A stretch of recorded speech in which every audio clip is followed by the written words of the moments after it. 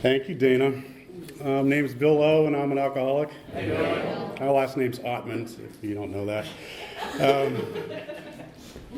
Oh, boy.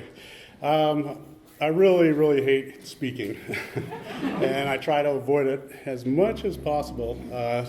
Dana asked me, I tried to weasel out of it, and she wouldn't let me.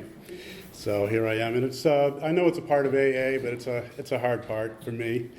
I don't like doing it. I think that's probably because I really crave the spotlight, but I am totally fearful of it and totally scared if I ever get the spotlight shined on me. And that probably had a lot to do with my drinking. It's I want to be the center of attention, but I'm too afraid to be the center of attention. And a few drinks help that out an awful lot. A lot of drinks help that out an awful lot. But anyway, I got sober January 10th, 1987. I just picked up 27 years. I'm pretty proud of that.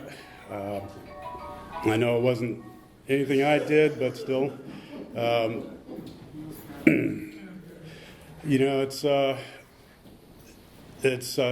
been a huge part of my, half my life. So I'm 58 years old. But how I got into AA was I was a wine salesman. I come from Maine, and Tom I always called me a maniac and a damn Yankee because I'm a Yankee and I stayed down here, so I'm a damn Yankee. But I was a wine salesman and totally hated the job. I just hated sales. That's part of the deal, that not really a very good,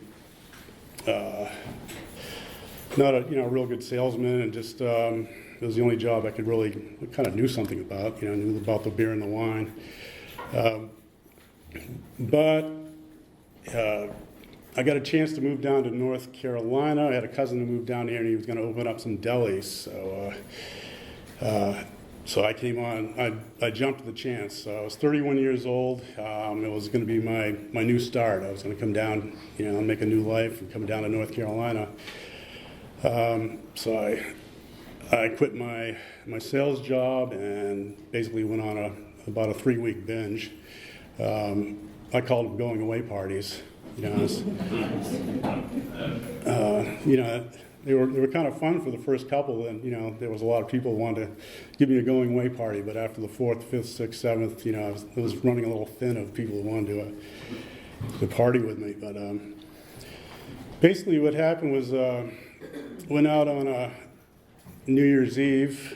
I went out with found this little briefcase that was I guess it was for trains. You could put 2 bottles in there. You're supposed to be for making martinis.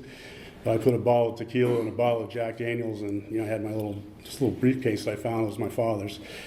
I was probably about 30 years old or something. But so I went out to my usual place. Went up to the ski resort and to go drinking. And about 48 hours later, I made it home and hadn't slept a wink. And my sister saw me, and I was over with a bunch of guys, and I thought they looked like hell, and I was the only one that looked, all right. But she saw me, and that's when that was the beginning of the end for my drinking right there. Then on January 10th, they made a quick arrangement, and they had a family intervention. The next day, that was a Sunday afternoon, and Monday I was going to drive down to North Carolina, but that Sunday afternoon I ended up going to a treatment center in New Hampshire. Neil probably knows where it is, Beach Hill. I didn't think I had a drinking problem, or I didn't think I had a using or any kind of problem. I thought I could probably handle it. And I was going to change everything and, come down here and make a new start. And, my family got together and had a different idea on it. But not thinking I really had a drinking problem, I still went to that treatment center very reluctantly, but I went. And, so I guess deep in the recesses of my mind, I knew I had a problem. But, I didn't want to admit it. But that's kind of, then a month later, I got out of that, actually, kind of got out of there on good behavior. I got out in 21 days instead of 28. I didn't get kicked out or anything. I just, I was pretty willing. And I was supposed to move back down here to North Carolina. Then I went and I broke my leg and then the day before, and I ended up laying in another 30 days. But I drove down here with all my possessions, a car and a TV and my golf clubs and a few suitcases of clothes. That was about all I really owned. And came down here to North Carolina to start anew. And but it was new. I was sober. Probably about 45 days, and I moved down here sober. So I didn't think I'd ever had a drink in North Carolina, but I did remember that.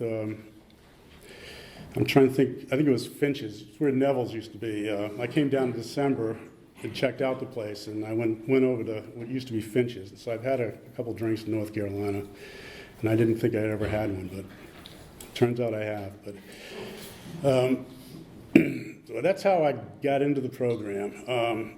When I came down here, I stumbled into the Bronson meeting, which meets on Tuesday night across the way, and this big guy stuck out his big hand. It was Tom I. Hey, how you doing? And it's like, next time I saw him, I was like, hey, Bill, how you doing? The guy's amazing. He remembers everybody's name, and definitely made me feel welcome. Daryl was another guy that showed up. Daryl C. over there, very influential in my. He came there every Tuesday night, very influential in my early recovery. But going back to, I'll go back to my childhood and stuff. So I grew up in Maine, and I come from an alcoholic family. My father's alcoholic. He's been sober about 31 years now. He got sober around 1981. We did a family intervention on my father. And we went through a family program with him. And about 6 years later, my family got together and did the same thing with me. And then they went along. So my sisters were so good at doing interventions, they went around and they started intervening on all their friends. And that didn't work out. They lost a couple of friends over that deal. It didn't. They had 2 successful interventions, and they struck out after that. And then I think after two more after me, they finally quit, and they called it. That was. But my father's been sober 32 years now. I got a younger brother who's 9 years younger than I am. He came in 364 days after I did, so he's got a year less than I do, and his sobriety date's the day before mine.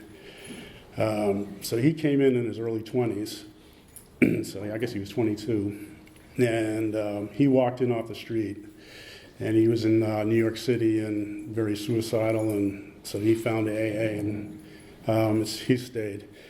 I got an older sister who's 3 years older than I am.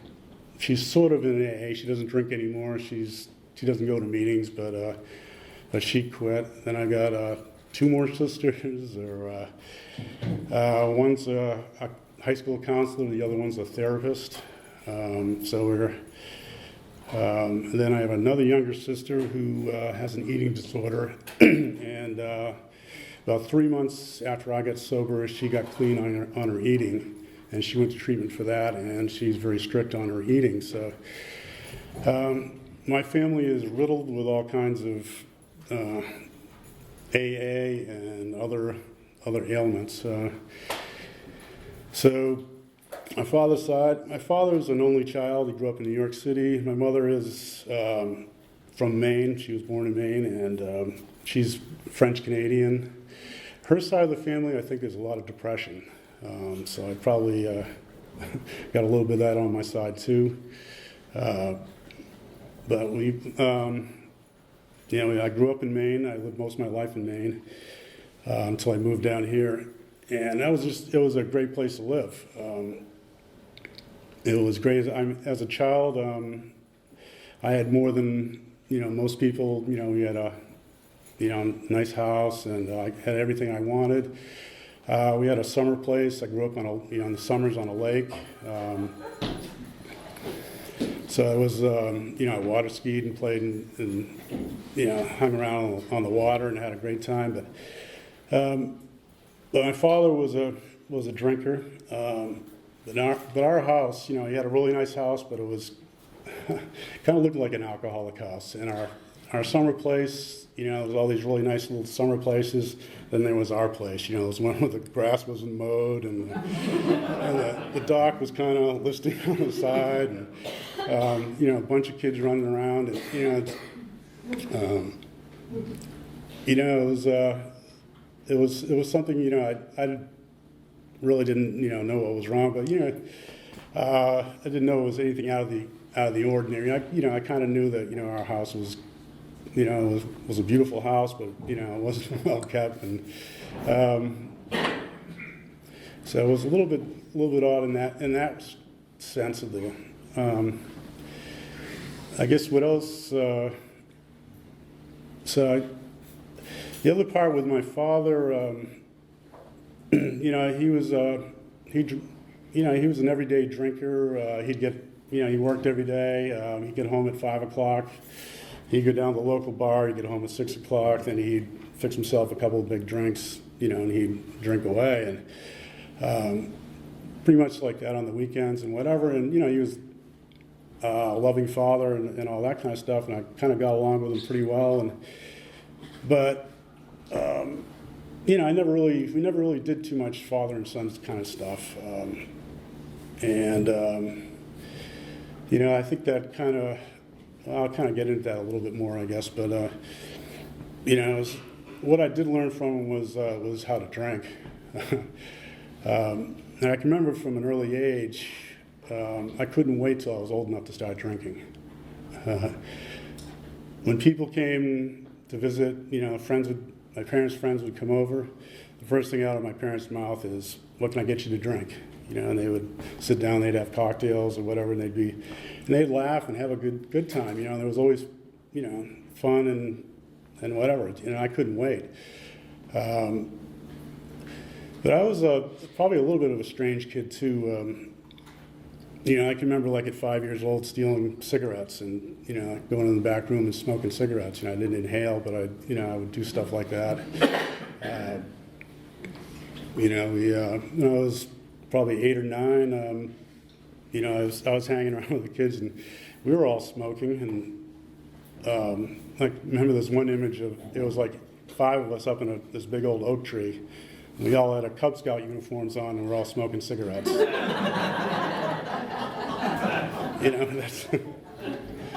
That's just the So I was kind of drawn to that, and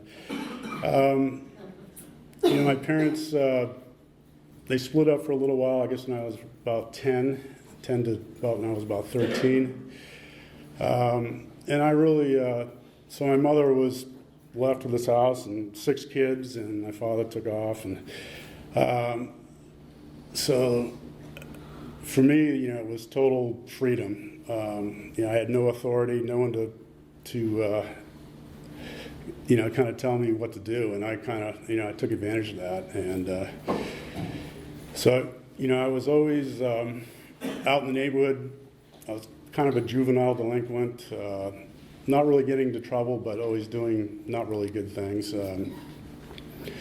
Like in the wintertime, our favorite pastime was to throw snowballs at cars and run like hell, and we'd throw apples. It was just.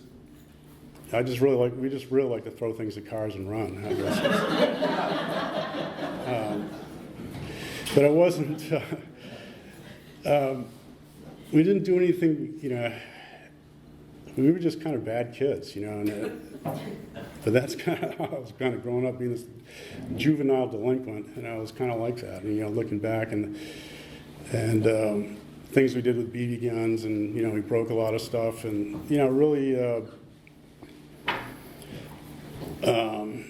Wasn't a bad kid, but wasn't I don't know, just kind of a weird little kid. we grew up in a Catholic home, and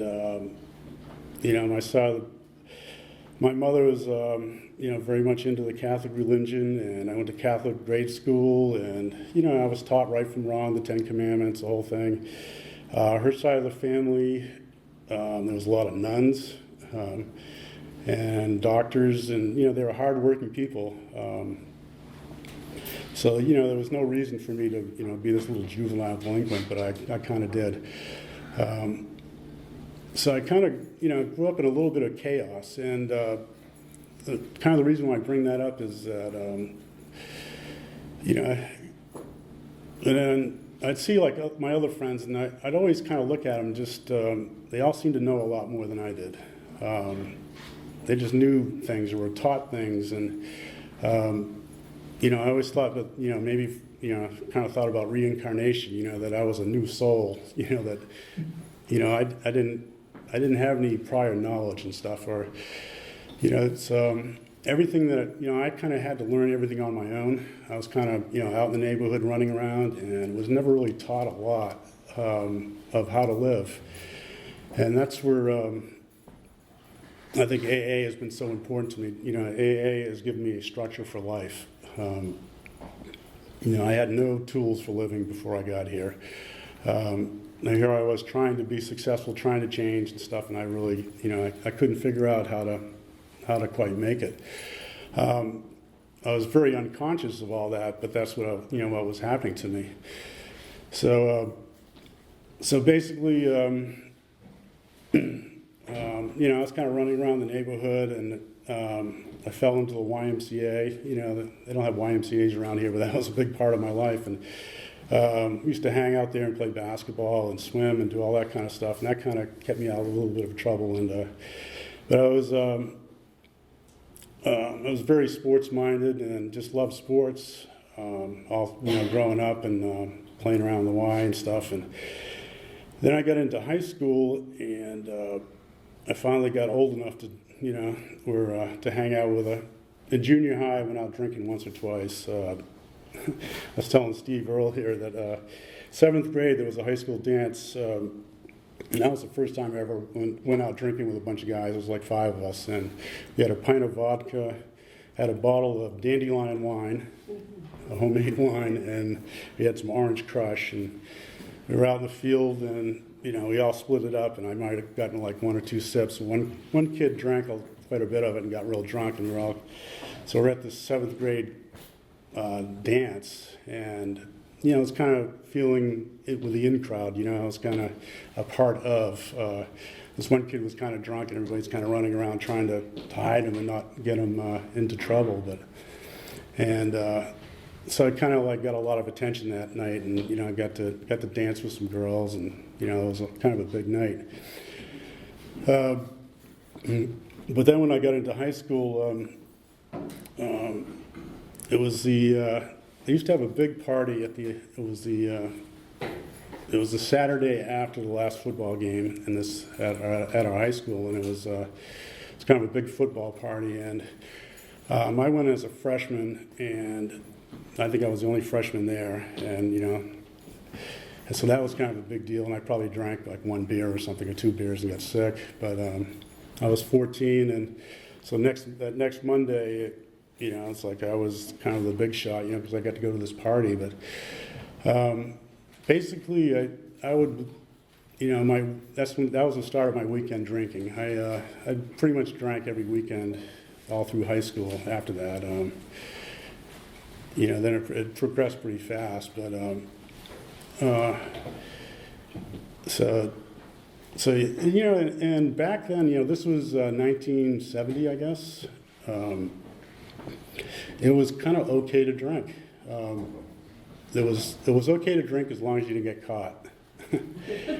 And everybody, all the adults knew the kids drank, but you couldn't. If you got caught, you get in some trouble. But as long as you didn't get arrested, you were okay. So it was kind of, and my parents, then my father came back, so the family's back together and stuff, and so my father's drinking was progressing, mine was starting out, and You know, and I was, I don't know, I guess, I've got some issues still with my dad, I guess, that are kind of unresolved, and, but I had a lot of anger towards him as a kid, because I can remember, so so I'm 14 or 15, it's 12 o'clock at night on a Saturday night, I come in, I'm a little drunk, a little tipsy, and he's waiting up for me, and he's drunk, and he wants to have a heart-to-heart talk. And my whole thought is, who the hell are you to tell me what to do? It's, because I'm drunk, he's drunk, and, it's, and so my hatred, so I started to have this hatred towards my father.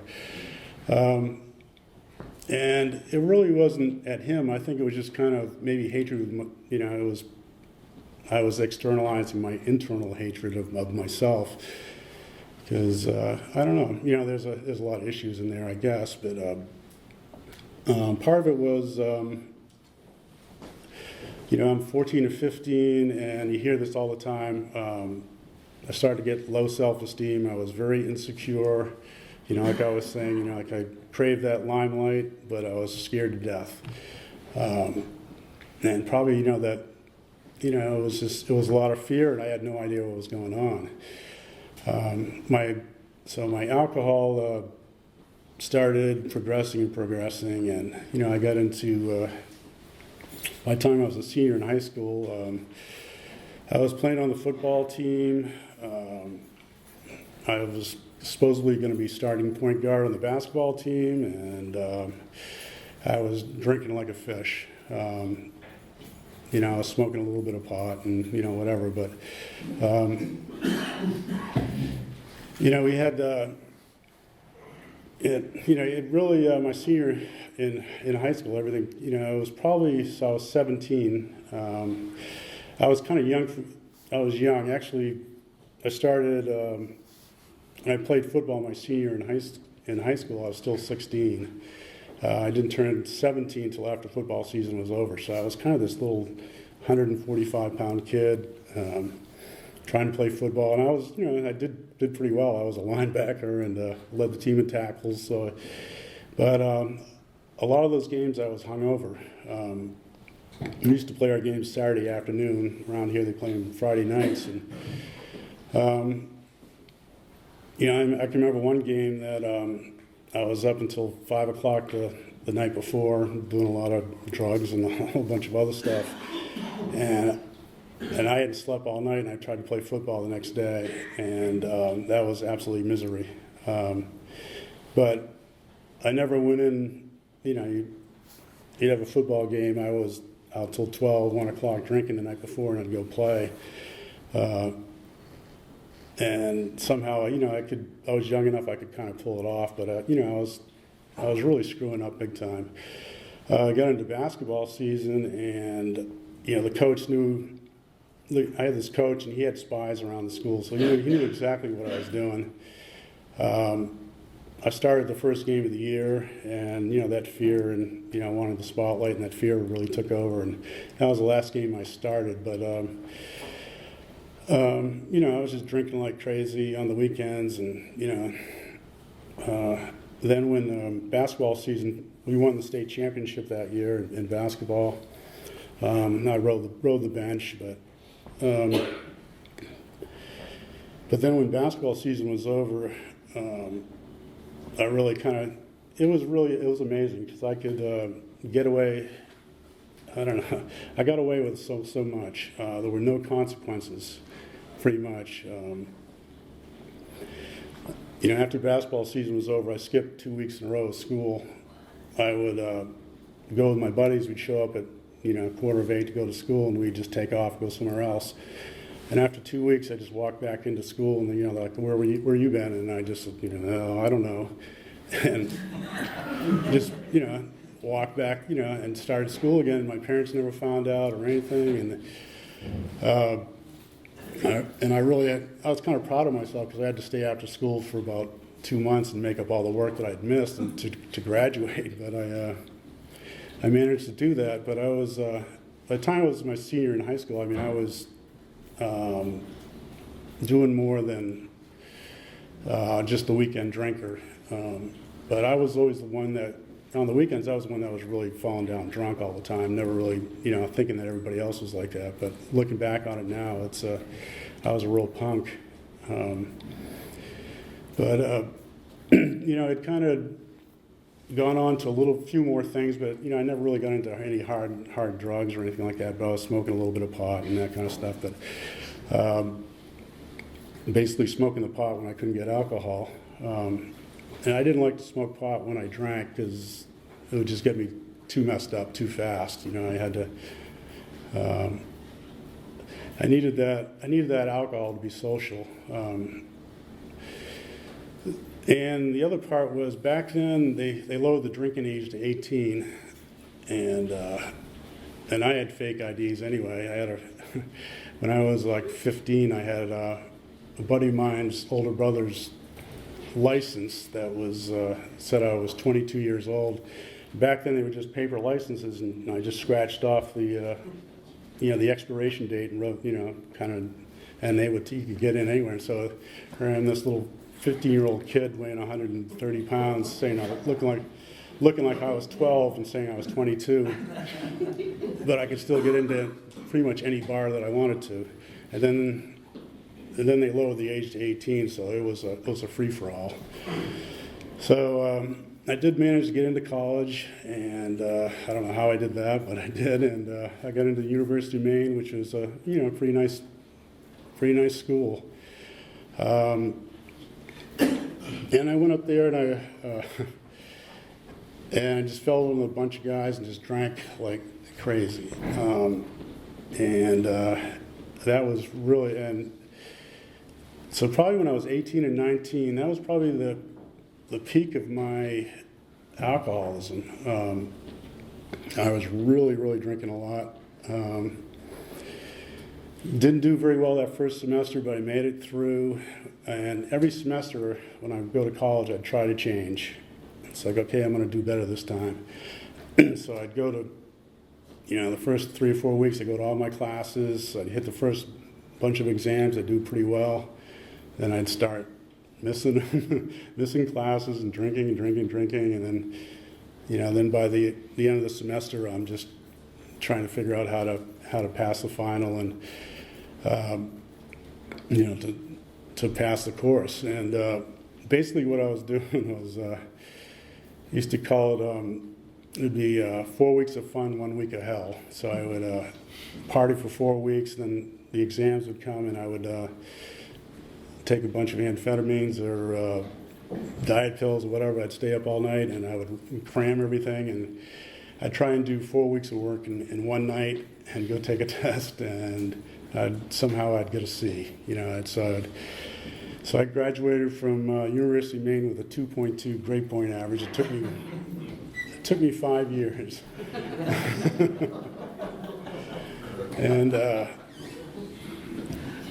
so I got out. So I got out with a degree. I had a degree in finance, but I came out of there. I didn't feel like I learned a thing. I had absolutely no self-esteem. Pretty much felt like a failure. So I went back to my hometown.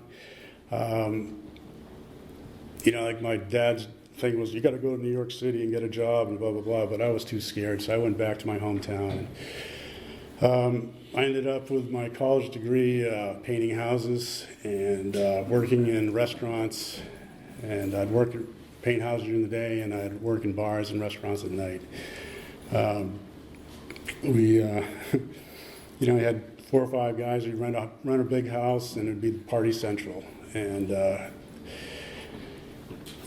so that's 24, 25, and just trying to figure out my life, and I'm just drinking and partying and going. I'm always going to work. That was part of, I didn't have a problem because I always showed up for work. But every Friday night it was game on. My really big drinking, I didn't, when I really went on a wild weekend, we'd always go out of town. I didn't want anybody to see me around town really drunk and stumbling and falling down, which I did a lot. But we'd go on a lot of road trips. We'd go up to Canada, we'd go to Vermont, go to New Hampshire. We had friends, someone had a friend somewhere, we'd take off for the weekend, and it was just debauchery. We figured out that we'd go to McDonald's and we'd buy a couple of sodas and throw those away. We'd have McDonald's cups, and you can drink your beers and your drinks and while you're driving down the road and drink all you want. Going down the road with a McDonald's cup. But I did tons and tons of drinking and driving. Never went anywhere down the road without, if it was on the weekends, without a beer between my legs. That was just, and the whole time, I was kind of thinking about this, that to me it felt normal. I surrounded myself with everybody that did the same thing. I'm in my 20s, having a good time, partying. Getting into my late 20s, and all my friends are getting younger. All my other friends are kind of moving on with their life, and all my friends are starting to get younger, and so I got this job as a wine salesman. So I'm trying to change my life. I'm trying to make it better, and I can't figure out what's going on. Never any idea that it has anything to do with alcohol. I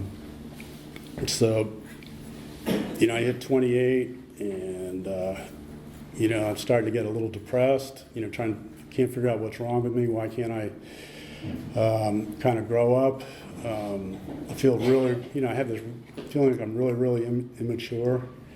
And then, it kind of went along. Then I hit that 31, and then I was going to make the big change, move down to North Carolina. And it was my chance to start over, to make it good. And luckily, my sisters were still doing good on their interventions, and it worked for me. It was kind of wild because they all came over to my apartment, and I was going to leave the next day, and I thought they were coming over just for a little get together and see me off, and they said all they had to do was say the reason. And I knew what it was. and I started to get up and run. And my brother, we'd been coached with my father's intervention, that my job in that intervention was I had to be between my father and the door. Because when you intervene on an alcoholic, supposedly, their first thought is flight. You say, the reason why we're here is because you're drinking. Boom, out the door they're going to go. So my job was to stop my father, and he went right through me out the door. But when my sisters, my mother were there, and my brother was sitting between me and the door, and they said the reason, and I started to get up, and my brother got up along with me, and I sat back down. I knew exactly what was going on. It was an intervention. So, and it was pretty wild. This was a great big snowstorm was going on, and we got 2.5 feet of snow. And my brother drove me in the middle of this 2.5 feet of snow down to New Hampshire to this treatment center. It's pretty ironic because he was probably worse than I was. He was a worse alcoholic than I was. Luckily, he bottomed out a year later, and he didn't go to treatment or anything. He walked in by himself to AA. So after me, my sister 3 months later, comes clean on her eating disorder. Then my brother a year later. So it kind of started the momentum going. But anyway, after that 45 or so days, I finally come down here to North Carolina, and I walk into my first meeting, and there's Tom I, and there's Daryl, and there's Dana. Dana came a few weeks later, and for that first 3 or 4 months, 5 months, 6 months, it was step 1, 2, 3. They broke up like they did here. They had step 1, 2, 3. Tom, like now, did his big book discussion. And so they had two meetings. They had 1, 2, 3, and the big book discussion. I think maybe they had one more. They might have done 4 through 12. I think they broke into 3 groups. But for that first 6 or 7 or 8 months, I went to that 1, 2, 3, 1, 2, 3, and just drilled that into my head. It was like my beginner's meeting. And I was at a meeting last night, and Steve was talking about sponsorship. I was kind of reviewing in my head over my sponsors, and I got a sponsor, and back then they had a treatment center at the hospital. It was called Pinehurst Treatment Center at the hospital, and they had a bunch of people that were counselors there, and so I grabbed one of the younger guys as my first sponsor, and he was great. He took me through step 4 and step 5, and it took me. Unlike a lot of people here that go through treatment, they take them right through the 4th step. But at treatment, I only went through the first 3 steps. And then about 9 months into my sobriety, I finally got my 4th step done and did my 5th step with this guy. And, that was really, really liberating. That was really, really good. Finally felt like after doing that 4th step, and 5th step, I finally felt like I was a part of AA. Now I got to move on for the rest of it. But that first year was tough. I was the only thing that was really keeping me boistered up or helped me get past this, this insecurity, this feeling of low self-esteem. By the time I'm 31, after all, I just didn't feel like I was going anywhere with my life and stuff. And once you took that alcohol away, that was the only thing that was kind of filling up my insides. I took that alcohol away and took everything else away, and I felt like a shell. And it was really, really tough. Went to, tons of meetings. When the Aberdeen building down there was so important to me. Every Saturday night. There weren't as many meetings back then. Back in the late '80s, and basically it was kind of nice because it was basically only one meeting a night. So like everybody went, to Aberdeen on Saturday night, and then Monday night they went to a manual speaker, and then Tuesday night, and, it was like Pinehurst Chapel, and then Wednesday night was out to Vass, and so everybody just kind of, it was a really, really tight group. Now there's like meetings all over the place, and there's so many people in AA that I haven't seen for 5 years that are in this. That go to AA every day, and I never see them because we go to different meetings. But it was a pretty tight group back then. It was good old Wallace. That was one of the biggest. And Wallace remembered my name, when that was a big deal to me. And so I was with Tom's group, and that was really good. Then I got through 5, and then. Richard P., who was a member of this group, Richard Page, he became my next sponsor, and we were about the same age, but he had a year more sobriety than I did, and he was like so far advanced. But he was a great sponsor, and so Richard took me through step 6, 7, and 8. And then he moved away. Then I had Dick Corcoran. Dick C. Dick was my next sponsor, and Dick, he was great, and I guess you all know Bonnie, and he was a therapist. They had a treatment center in Fayetteville, a bunch of those guys. So he was a great sponsor, and then Dick died on me. And that was the first person that was ever really close to me that passed away. But Dick was wonderful. And then then I got another sponsor here and there, and so now it just kind of. I guess at one point, I guess I was about 8 years sober. It was just kind of. I went on a week of vacation, and I kind of came back. I had this lousy week of vacation, and I came back, and I was real depressed. And I did a year of therapy with Bonnie C. So and that was really good. I met with her once a week, and So it was something besides, just AA meetings. I needed a little bit more. So, but Bonnie was very, very, very instrumental in kind of my recovery at that point. Then I've just kind of, it's like I've got 27 years now, and I don't know where they've all gone. I've stuck around, AA. It's kind of waned. There's some periods in there where I didn't go to that many meetings. Maybe I'd go to 3 or 4 a month. I was never, that far away, but, I wasn't really, really tight with it, just certain things, business would get, really busy at business, tired, but I was always, I wasn't far away from AA, but, I probably wasn't really all that involved a lot of the times. But I guess, it kind of leads up to like last year. I've had a bunch of really good years the last couple of years, and last year I just kind of wanted to rededicate myself a little bit to AA. So I joined, I got a new home group, I joined the Vass group, finally made a commitment.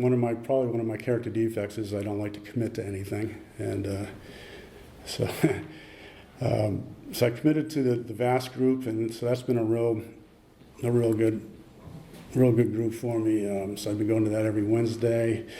Been trying to make a lot more meetings, been going to a lot of the Aberdeen meetings, been coming here a lot more. So I've really got myself involved a lot more with the AA.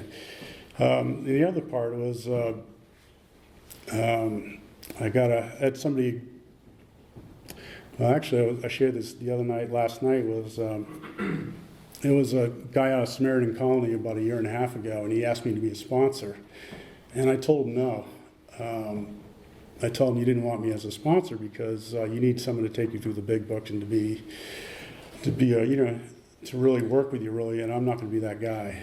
And so that's kind of where I felt my program was. I was kind of on the fringes of where AA was, and I wasn't really all that involved. So this past year, I'm trying to get a lot more involved, and consequently,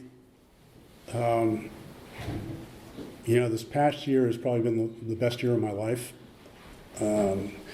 Like every year gets a little better, but this past year, I think it's probably the happiest I've ever been in my life. Everything is just going really well. Business is going well. That whole self-esteem is so much better. I don't know. It just, I wake up in the morning, I'm a happy person. And I think I really owe that to just getting more involved with AA. It's like, okay, that commitment. Anything I've ever learned about life, I've learned in AA. That structure for life. I was a kid that was, I was trying to learn, knowing, my father being an alcoholic, he was, it's not really his fault. He didn't, when he got sober, I was 25 when he got sober. He was doing the best he could, but he was an alcoholic. And since then, we have a great relationship. I'm sure there's a lot of, issues I think I still need to review on and stuff. But the other part was, to my commitment, I just decided to get a new sponsor. And then about 2 months ago, a young man, relative to me, a young man, but a guy in his 40s, he asked me to be his sponsor. He said he needed some help, and then he asked me to be I said be his temporary sponsor, and then he asked me to be a sponsor, and I said okay. And to be fair to this guy, it's like I had to get a sponsor. We're gonna be working through the big book. A lot of stuff, and you always hear that my sponsor's got a sponsor. So for me to be fair to this guy and to be fair to the program, I need to get a sponsor. So I'm doing that. So we're going to be going through with with a big book workshop. You know, like I'm saying, this has been like the best year of my life, and I just want to keep growing. You know, I never want to stop growing. And the only way I know how to grow is through this program. You know, this is the design for living that's been laid out to me. You know, I don't want to, and part of getting a new sponsor is I don't want to have to do it all by myself. I'm the type of person that wants, you know, I'll be a loner. You know, I'll try and do I won't try and do everything. I will just do it. You know, that's just the kind of the way my DNA is, the way I grew up. You know, everything, figuring it out by myself. And part of I think, you know, one of the biggest tools is to have a sponsor. So right now, you know, after 27 years, I just kind of feel like I'm embarking on another adventure. You know, it's this year's been great. I can't wait for what's going to be coming this year coming up. You know, it's really exciting. You know, there's I feel just a lot of hope and a lot of excitement. You know, the more I stay sober, the more I grow. So thank you very much, and that's what I got.